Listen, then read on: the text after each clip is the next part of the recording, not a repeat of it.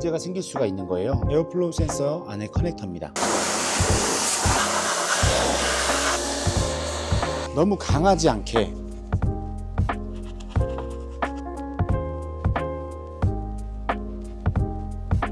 저희 영상 중에 보면 엔진룸에 고압수를 쏘면 된다 안 된다, 스팀을 쏘면 된다 안 된다, 여러 가지 엔진룸 클리닝에 대한 댓글들을 많이 봤어요. 그리고 엔진룸에 대해서 여러 가지 말들이 많은데 엔진룸 클리닝 같은 경우는 제가 생각할 때는 저희가 이제 특수 클리닝을 진행하는 입장에서 방법이 딱 한 가지로 정해 있다고 생각을 하진 않습니다. 그래서 오늘은 최악의 가장 위험하게도 작업을 해보고 편안하고 간편한 작업도 제가 알려드리고 어떤 상태에서 어떻게 클리닝을 하면 좋을지 간략하게 보여드리면서 엔진룸 클리닝을 기본적으로 하는 경우도 있지만 고양이가 죽어서 정말 딥한 클리닝이 들어가야 되는 경우도 있습니다. 우선 엔진룸 클리닝을 진행하기에 앞서서 주의사항부터 말씀을 드려볼게요. 엔진룸 클리닝을 할 때는 약품도 습식입니다. 물을 사용하는 것도 습식이고요. 폼을 뿌리는 것도 습식이에요. 고압수를 쓰는 거는 이제 압의 차이만 있을 뿐이죠. 거기에서 어디가 어떤 역할을 하고 어떤 명칭을 가지고 있는지 그 부분도 알아볼게요. 차종마다 위치나 모양은 다 달라요. 지금 이 CLS 차량 같은 경우에는 흡기, 이쪽으로 엔진이 공기를 흡입을 하게 되고요. 이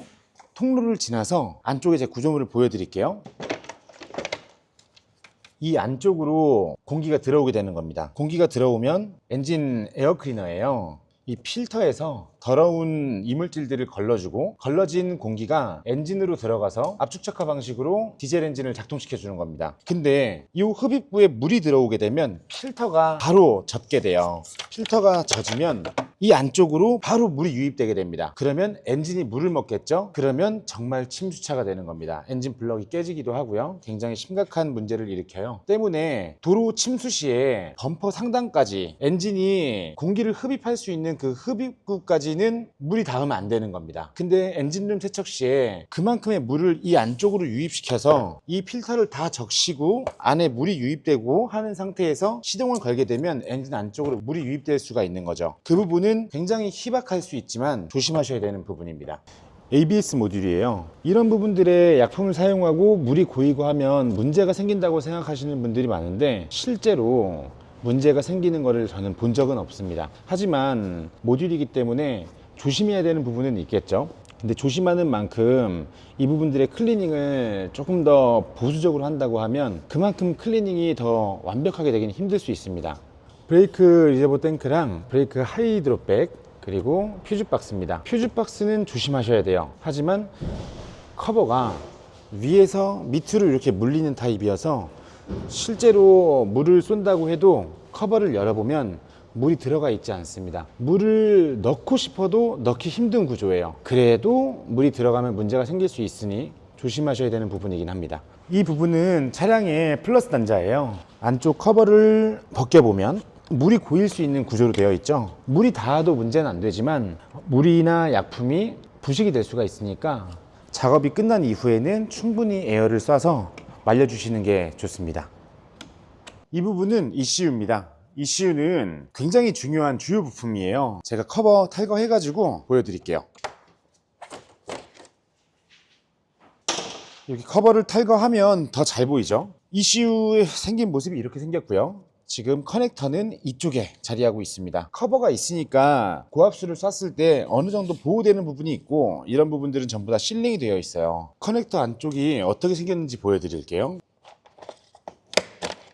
ECU 커넥터를 탈거한 모습입니다. 수많은 핀이 보이고요. 이 안쪽에 물이 유입이 되면 쇼트가 날 수가 있고 문제가 생길 수가 있는 거예요. 근데 일반적인 정상적인 차량들은 전부 다 이렇게 방수 커넥터로 고무 실링이 전체에 덮여져 있습니다. 이 안쪽으로 밀착되게 되면 물이 유입이 될 수가 없는 구조예요. 실제로 여기다가 고압수를 쏴보고 물을 뿌려보고 그런 다음에 커넥터를 탈거를 해보면 이 안쪽으로 물이 유입되지 않은 상태가 정상인 겁니다. 모든 정상적인 차량들은 이 안에 물이 유입될 수가 없어요. 하지만 노후가 될 수 있고 엔진 열에 의해서 부식이 될 수가 있고 그리고 혹시나 리스크가 있기 때문에 피해서 고압수를 쏘게 되는 겁니다. 정상적인 차량들은 물이 닿는다고 해서 바로 물이 들어가고 망가질 수가 없는 구조예요. 만약에 물을 뿌렸는데 ECU에 물이 들어가서 문제가 됐다, 그래서 ECU가 고장났다라고 하면 세차를 해서 그런 것도 사실이지만 이미 이 차량은 정상적인 컨디션이 아니었던 겁니다. 차량이 오래됐거나 주행거리가 많았거나 올드카나 클래식카처럼 연식이 오래된 차량이거나 해서 고무 실링이 부식이 되고 삭아서 이미 엔진룸 클리닝을 하지 않았더라도 빗물 유입이나 1톤 이상 2톤 가까이 나가는 이 차량들이 고속 주행하면서 빗물을 밟으면 굉장한 압력으로 엔진룸 하부나 그리고 주행 중에 엔진룸 안쪽으로 물이 유입될 수가 있습니다. 그런 부분으로 충분히 물이 유입될 가능성은 있기 때문에 언젠가는 주행 중에 고장날 수도 있었던 상황일 수 있던 겁니다.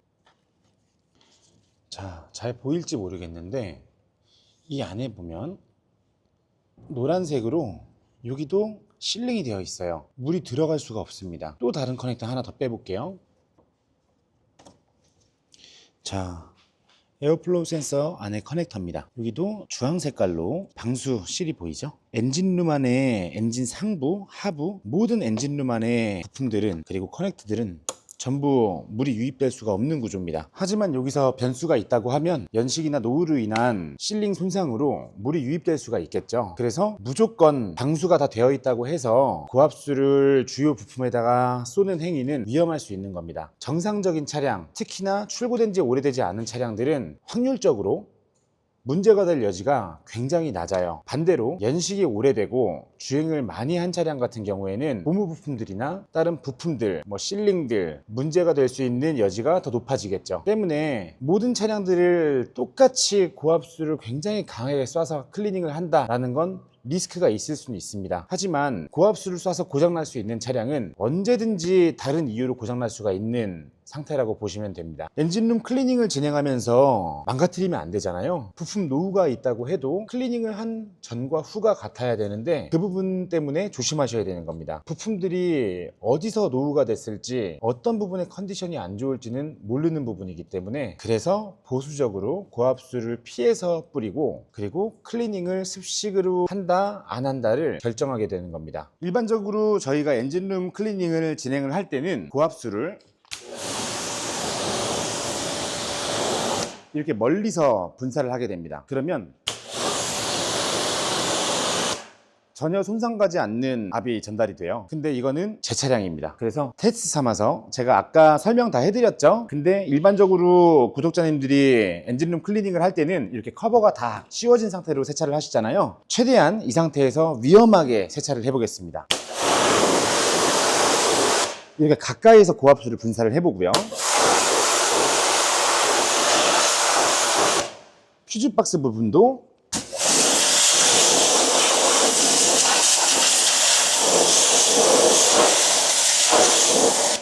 그리고 ECU 부분도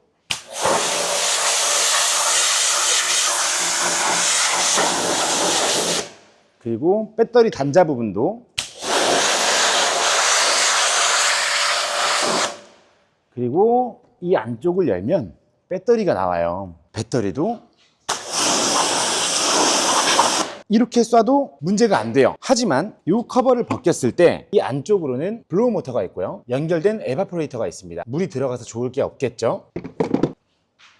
제가 데일리로 출퇴근을 하는 차량이고 이 차량으로 제가 엔진룸 클리닝이 끝나고 시운전하는 영상까지 같이 촬영을 해보도록 하겠습니다. 이제 설명은 다 끝났고요. 진짜 엔진룸 클리닝을 진행해 볼게요.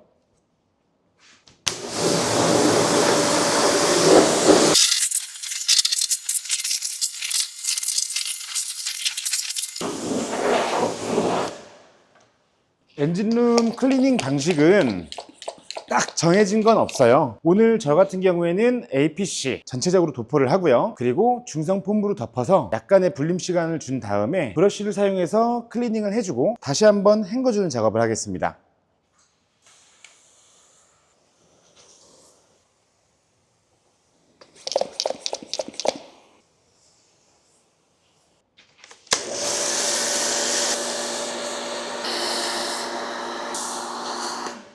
브러쉬 같은 경우에는 여러 가지 종류의 브러쉬가 있어요. 이렇게 부드러운 모의 브러쉬가 있고요. 부드럽지만 넓은 브러쉬가 있고요. 조금 더 고착된 오염을 제거할 수 있는 돈무 브러쉬가 있습니다. 브러쉬는 차량 오염 정도에 따라서 선택을 하시면 돼요. 만약에 고착된 오염이 너무 많다 싶으면 모가 조금 더 강한 브러쉬를 사용하시면 되고요. 그렇지 않다 하시면 부드러운 브러쉬를 사용하셔도 괜찮습니다. 저는 먼저 부드러운 브러쉬부터 사용을 해볼게요.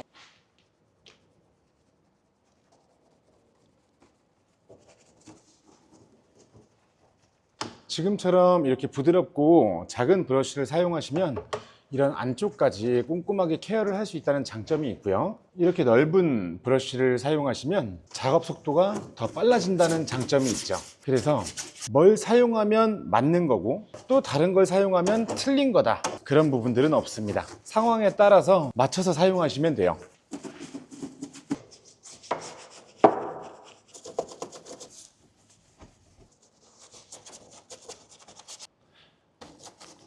지금 도장면 보시면 이렇게 노랗게 변색된 부분들이 있어요. 이런 부분들은 일반적으로 클리닝으로는 제거가 안 되는 부분입니다. 열을 먹고 오일이 튀고 이런 오염들이 이 도장면 안쪽으로 먹어 들어갔다고 보시면 될 것 같아요. 염색이 된 것처럼요. 그래서 클리닝으로 제거하기는 힘든 부분입니다.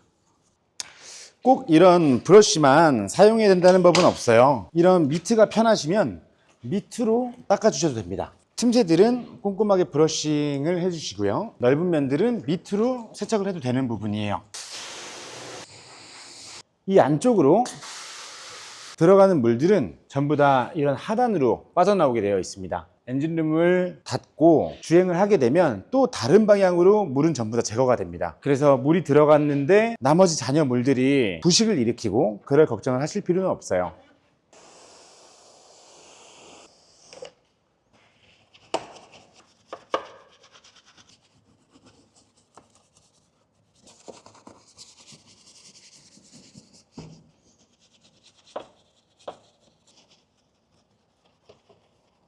엔진룸은 틈새가 상당히 많아요. 꼼꼼히 안쪽까지 클리닝 해주시는 게 퀄리티를 높이는 방법입니다.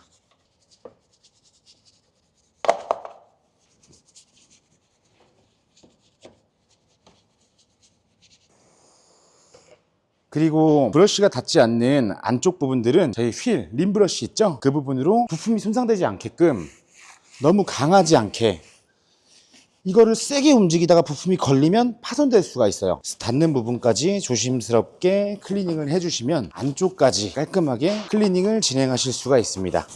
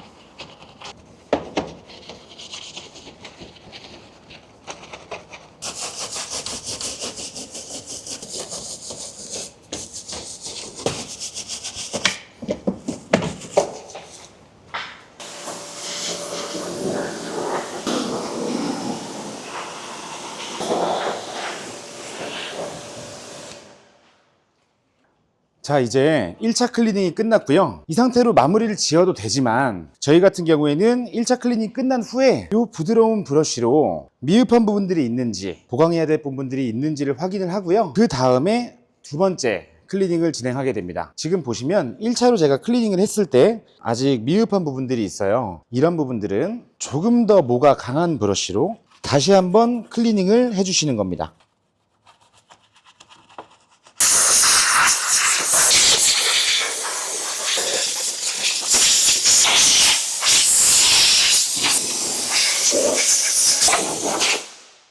자, 엔진룸 클리닝이 이제 끝났고요. 이제 어느 정도 건조를 조금 더 진행하고 나서 지금부터는 플라스틱은 드레싱젤을 바르시면 되고요. 도장면 같은 경우는 무락스나 관리제를 발라주시면 됩니다. 한번 마무리를 지어 볼게요. 무락스나 관리제는 어떤 제품을 사용하셔도 괜찮아요. 가지고 계시는 제품 가지고 한 번씩 이렇게 세차 후에 발라주시면 다음번에 엔진룸 케어할 때는 지금보다 훨씬 더 적은 시간과 에너지로 더 깔끔하게 관리할 수 있습니다.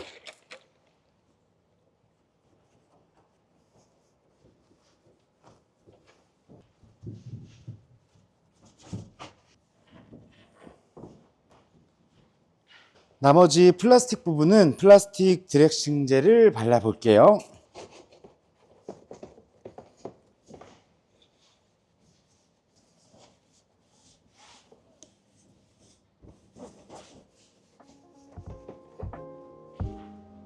고무 부분도 같이 발라주셔도 괜찮습니다.